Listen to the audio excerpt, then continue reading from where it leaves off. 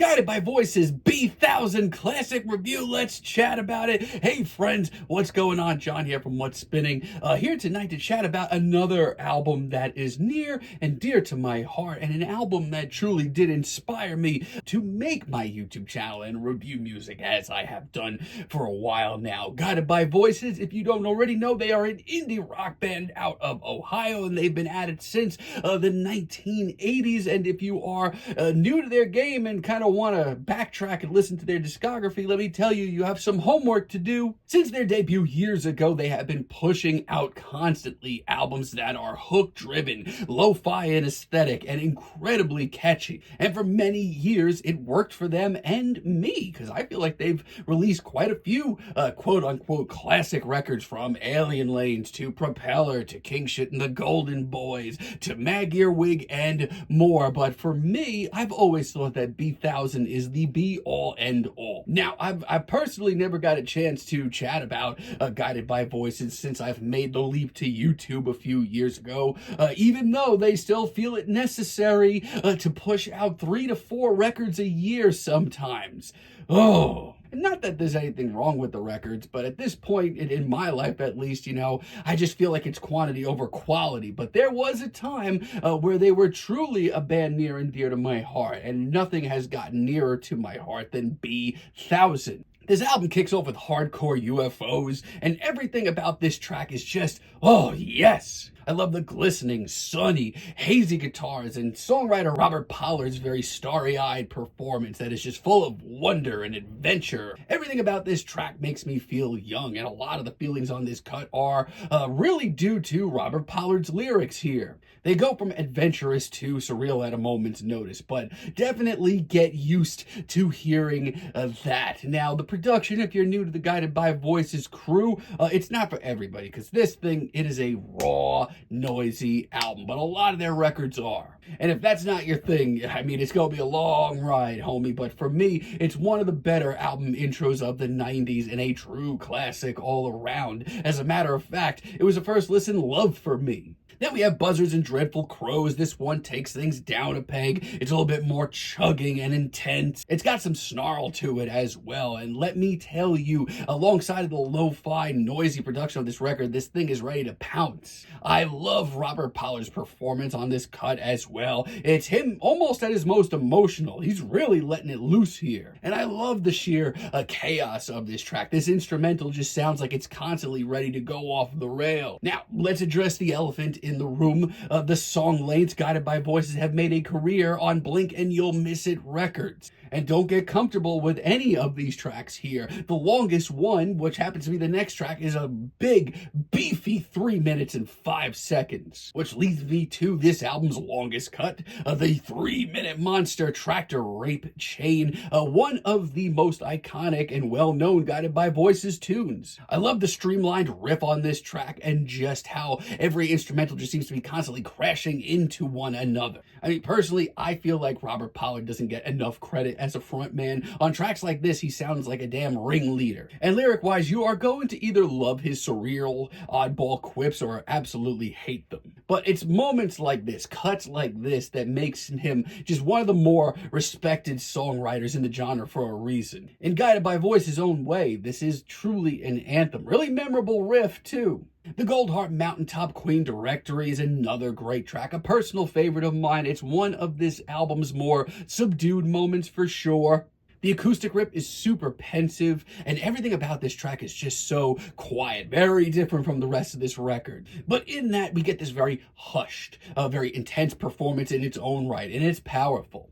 It's a tender, sweet minutes and 45 seconds that actually really shows off the group's harmonies really well, too. And Hot Freaks is such an odd piece in the Guided by Voices playbook, but it's also actually one of the tracks that I come back to the most. Like I said, Robert Pollard's lyrics, not for everyone. I mean, take this track for example. I mean, it doesn't get more out there than this. It's 2 minutes of Robert Pollard being his weirdest to one of the most very controlling, intense, commanding, intense performances that you've heard from Guided by Voices ever. It's bizarre even in the ranks of one of the greatest lo-fi acts ever, but man, is it a winner. Smothered in Hugs, on the other hand, turns things way way up. This track is easily the heaviest track here. The guitar feedback on this cut is crushing. Add in a monotone performance by Mr. Robert Pollard and you have a hell of a cut. It's them at their most sluggish, but most powerful. It's raw, but also Guided by Voices don't shy away from trying to make this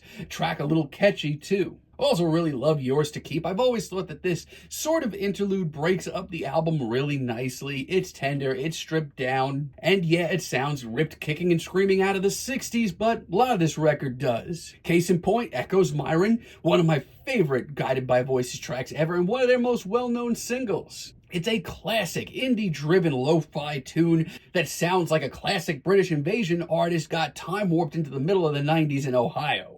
Lyrically, it's brimming with one-liners that range from heartwarming to fun to quirky. And I love the riff, and I love how this track is all just a build-up to that one final blaring guitar solo. Hell yes. Gold star for Robot Boy. This is one of the earliest cuts from Guided by Voices that I truly appreciated. It's one of the most straightforward tracks here.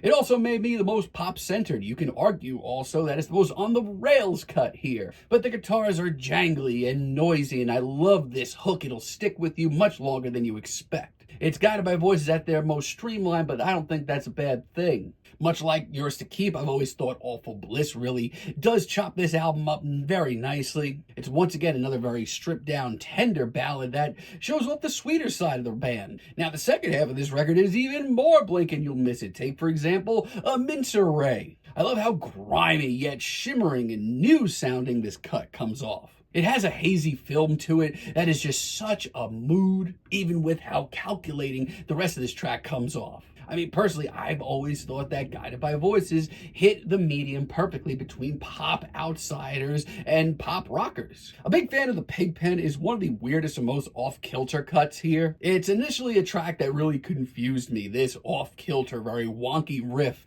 sounds like it's going to take off a few different times. It never really does. It creeps along very slowly, but it's very playful. We get some of Rob Pollard's weirdest and most far-out lyrics as well, which is saying something. It's a track that probably shouldn't work, but it does, and that goes double for the very hazy experimental finale. Queen of Cans and Jars, one of my favorite deep cuts here. I love the old school psychedelic rock riff and the tight playing all around. Also really love Robert Pollard's very sincere vocal performance. It may not be his most energetic or wild performance here, but I love the way his vocals just kind of melt into this riff. Now, of all the cuts here, Her Psychology Today is probably the wildest and most unexpected. This is a straight up punk tune. And it's raw, it's wild, I'll certainly give it that. But I've also never been overly excited by it at the end of the day. The stop-and-go stylings of this track are more annoying than anything. And it's one of the few cuts here that I feel like the band's lo-fi aesthetic just doesn't play to this track. I do really love the very experimental finale, though. Kicker of Elves is one of the most tense and intense tracks here. One of the more straightforward as well, but that's not a bad thing. It's got a really commanding performance from Robert once again. The riff is really memorable. And did I mention this all happens in the span of 1 minute and 5 seconds? Esther's Day is probably one of the most blissful and sweet tracks here. It starts out very frantic, but it turns into something truly beautiful. It's a true blues stripped down ballad that shows GBV at their most harmonious. It's so soothing. It's so sweet. It warms my heart. And Demons Are Real is a perplexing track. At 49 seconds long, we get this wild, bluesy, explosive performance from Robert Pollard, and barely an instrumental. But it's soulful, it's bluesy, and yeah, it was covered by Jack White. And we also get I'm a Scientist, which may be my favorite Guided by Voices track of all time. It's pretty quintessential. The riff is iconic. I mean, this track just locks in on this meditative groove and does not let you go. Everything about this track just works, from the soul-searching lyrics to Robert Pollard's performance to the way that this track has become almost like a mission statement for the band. And Peephole, I've always thought was the perfect little track. Just put a little nice little neat little bow on this record. It's breezy, it's hard to place, it's surreal, it's short, it's sweet. therapeutic even. It's honestly really beautiful. Now, I'm gonna just say I've never been that big into the finale here, You're Not an Airplane. And personally, I've always thought Peephole would have been the perfect finale for this record. This one, it's barely 30 seconds. It barely gets going. But still, this record is one of the best indie rock records of all time. It is a milestone for lo-fi, outsider, pop, and rock. And it is good. It is blink and you'll miss it. It is passionate. And it's easily the best Guided by Voices record, at least as far as I'm concerned. But what do you think about this record? Let me know down below, and stay tuned tomorrow for more records that inspired me to create this channel.